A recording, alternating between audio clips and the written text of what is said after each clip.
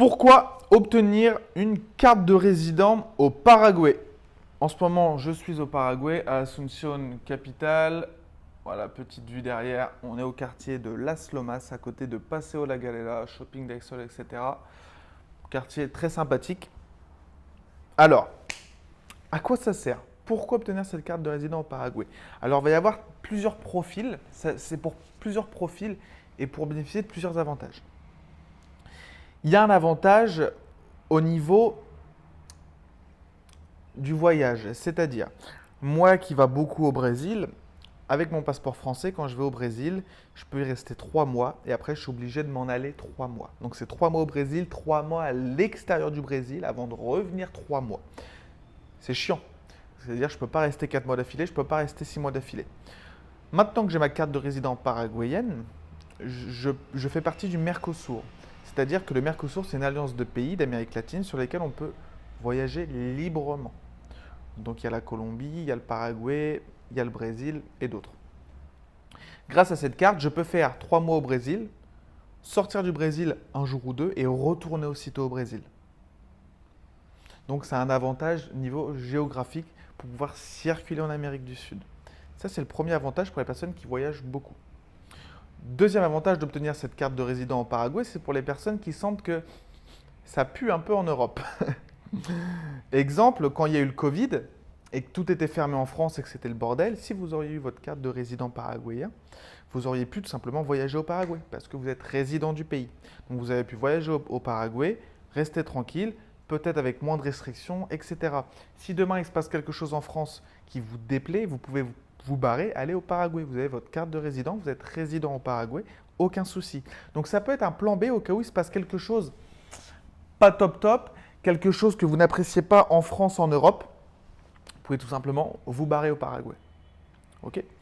Troisième point, c'est au niveau aussi du business. C'est-à-dire, le Paraguay est un pays à taxation territoriale. Je m'explique, c'est un pays qui ne taxe pas tous les revenus qui sont réalisés, générés à l'extérieur du pays. C'est-à-dire que vous êtes entrepreneur, vous avez vos clients aux États-Unis, vous êtes français, vous avez vos clients aux États-Unis par exemple, vous générez de l'argent. Si vous êtes résident fiscal ici au Paraguay, tout l'argent que vous générez n'est pas taxé au Paraguay. Ok. Donc ça vous fait aussi une économie d'impôts. C'est pour ça qu'ici il y a une grosse communauté allemande, suisse, etc. C'est aussi par rapport aux impôts. On ne va pas se le cacher, il y a des personnes, comme ils sont résidents ici au Paraguay, résidents fiscaux au Paraguay, ils ne payent pas d'impôts. Voilà. Il y a aussi des personnes qui veulent tout simplement s'expatrier au Paraguay. J'aime bien le Paraguay, c'est cool, j'ai envie d'y vivre. Pour y vivre, il faut une carte de résident. Donc vous venez ici, vous faites les démarches, vous obtenez votre carte de résident, vous vous expatriez au Paraguay, vous y vivez tranquillement, aucun souci. Ok. Donc voilà un peu les différents. Il y a encore d'autres profils, hein. Des personnes qui sont dans la crypto ou dans le trading, pareil, qui vont venir s'installer ici parce qu'on est dans un pays quand même crypto-friendly. Il y a des boutiques Bitcoin pour échanger du Bitcoin au centre-ville.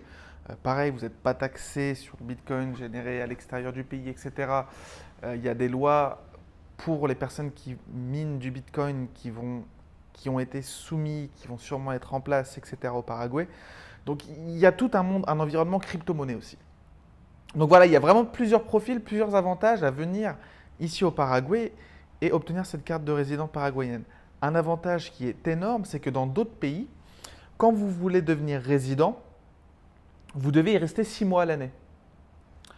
En République dominicaine, peu importe les autres, vous devez y rester 6 mois à l'année pour garder votre résidence. Au Paraguay, non. Au Paraguay, vous pouvez venir ici seulement 10 jours par an, une semaine par an. Vous gardez votre carte de résident. C'est ça le gros avantage aussi.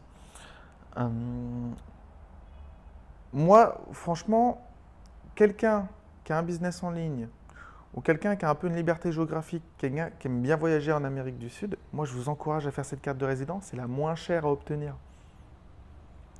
Cette carte de résident est la moins chère à obtenir. Pour connaître les tarifs exacts, etc., réservez un appel dans la description, on pourra en discuter. Il y a des pays pour devenir résident, vous devez investir des 100 000 euros, vous devez créer une entreprise, machin, etc. Paraguay, ça ne se passe pas du tout comme ça. En plus, elle est très facile à obtenir. En une demi-journée, vous faites toutes les démarches pour la carte sur place. Donc voilà. Si ça vous intéresse d'obtenir une carte de résident au Paraguay, pour toutes les raisons que j'ai expliquées juste avant, réservez un appel avec moi, contactez-moi. Je propose un service qui va vous aider, qui prévoit tout pour vous. On vient vous chercher à l'aéroport, pardon.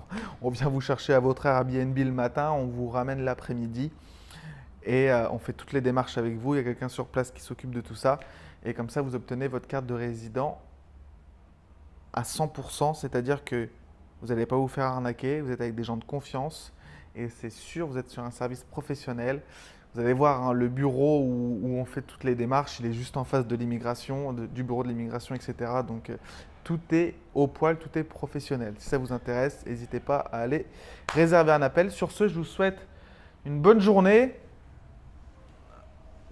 Un petit ciao d'Asunción, Paraguay et on se dit à bientôt. Ciao.